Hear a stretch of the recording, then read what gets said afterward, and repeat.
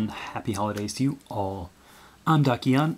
This is my very last video for 2015. And I'm going to spend most of it talking about what I've learned the past year and what I've got planned for the next year. But to kick things off, as tradition dictates in one of my ramble videos, I'm going to start with the latest things I've painted. This is since last video. You might wonder, have I done all of this since Monday? Well, I mean, some of it was started before then, of course, but it is really quite astonishing how much you can accomplish in a day when you don't have to go to work. I should try that more often. Anywho, what you're looking at? So first off, I did some swarm minis from Reaper. These are spider swarms. I painted them kind of greenish with a bit of yellow on their bodies. And we have some beetle swarms that I painted a sort of kind of bluish metallic kind of almost look, just to make them look, you know, really shiny.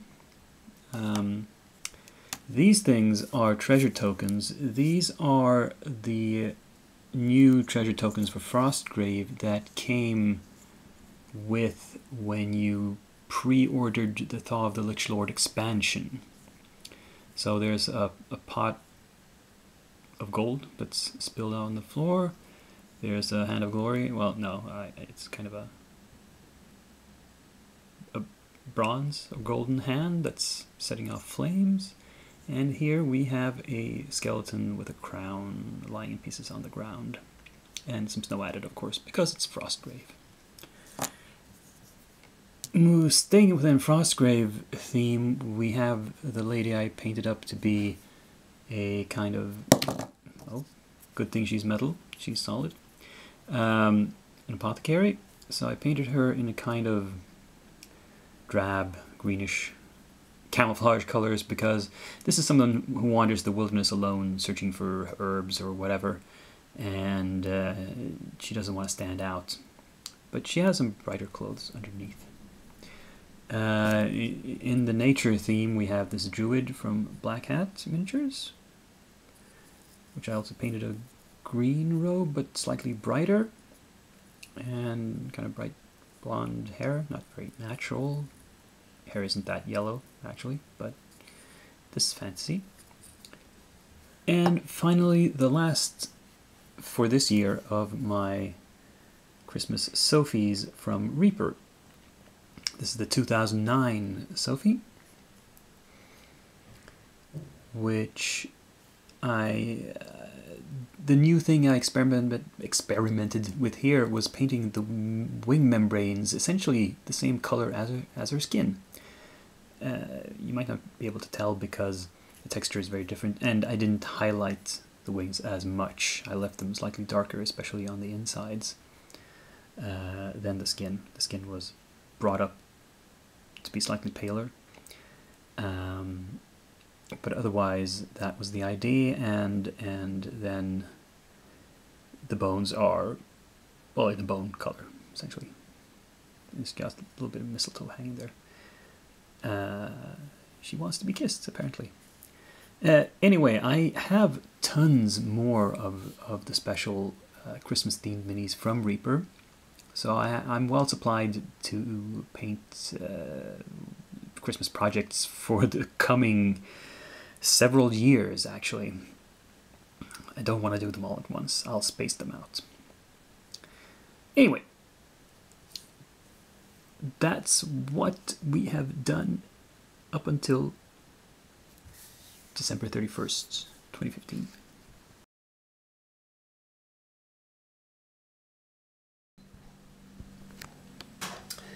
So while we're looking at some stuff that's on my to-do list,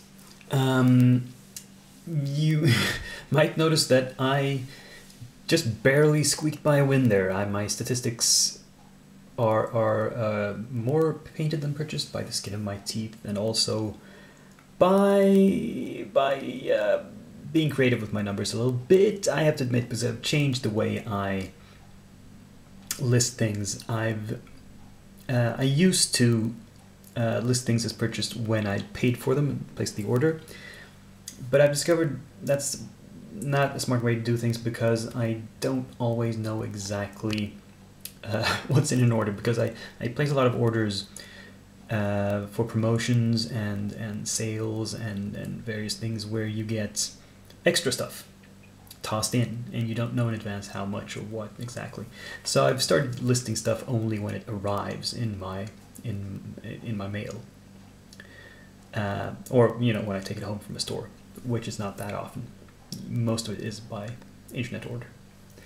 So there is a lot of stuff incoming that I ordered in December but isn't going to start arriving until January, because I fell for a lot of Christmas deals. Oh boy, yeah. I'm going to have some catching up to do in the early part of 2016. But apart from splurging there at the end, I think I've learned the lesson to not buy so much stuff. By that I mean not to buy minis that I have no use for. I gotta stop buying minis just because they look cool. Or, you know, if I'm buying something because it looks cool, it has to be so cool that it goes on my painting table immediately. It doesn't go into my pile of stuff. But I do have a lot of purposes to paint for. I have games that I need to paint for: Malifaux, Strange Aeons, Frostgrave, and you know, for role-playing purposes as well. So it's not like I have a lack of things to do. On the table for 2016, what are my projects going forward? Well, one project is already decided, that's going to be revealed tomorrow. I have a few others in the works. I have ideas for example, if Warbuste does a May painting challenge this coming year, I have an idea for what I want to do then already, and I also have an idea for a summer project, perhaps when I get done with the New Year's project, which again I'll reveal tomorrow. I have a really long-term project for a role-playing campaign. I have a role-playing campaign that I want to start up, or rather restart. A campaign that ended about 1.5 years ago, and because one player moved out of town and is coming back in another 1.5 years, summer of 2017, then I want to restart that campaign. It's in D&D, and it has a specific setting. It's going to be on the Isle of Dread. So if you don't know what that is, it's kind of a Lost World setting on a remote tropical island that has a lot of prehistoric beasts on it, like dinosaurs and other, you know, stuff from the prehistory of Earth. And I've been slowly collecting miniatures like that in the background, and I think I'm gonna have to start painting them soon, probably this summer, probably start like 1 year in advance if I want to get through all of those minis that I have planned for that campaign. So that's something that might happen this summer. I also want to clear out some old stuff and you know, do some house cleaning in my huge boxes of unpainted minis, and try to cobble together some projects from them that make sense. And you'll see what I mean during the year. What else? Well, the bat rep I experimented with was pretty well received. I might continue doing some more of that going forward. The solo bat rep is a good format, I think, because it allows me a lot of control. It makes it able for me to explain everything very clearly and concisely when I don't have to take into account another player. But I do want to try to expand and maybe try some other game with an opponent. And my idea for that would be to do kind of tutorial bat reps, not just showing a battle just for the sake of it, but actually to help viewers understand the game and to get a sense of what it's about. And to that end, I would not just do the same game over and over. I mean, for example, in Strange Aeons, I've decided that however many bat reps I do in it, I'm never going to replay the same scenario twice. I want to show you something different each time, and I think that should carry over to other games as well. You know, I see far too many bat reps that are just the standard setup for that game, nothing special in the scenario at all, and you just run that over and over again. I don't want to fall into that trap. I want there to be variety. And of course, I will continue to do reviews of various things.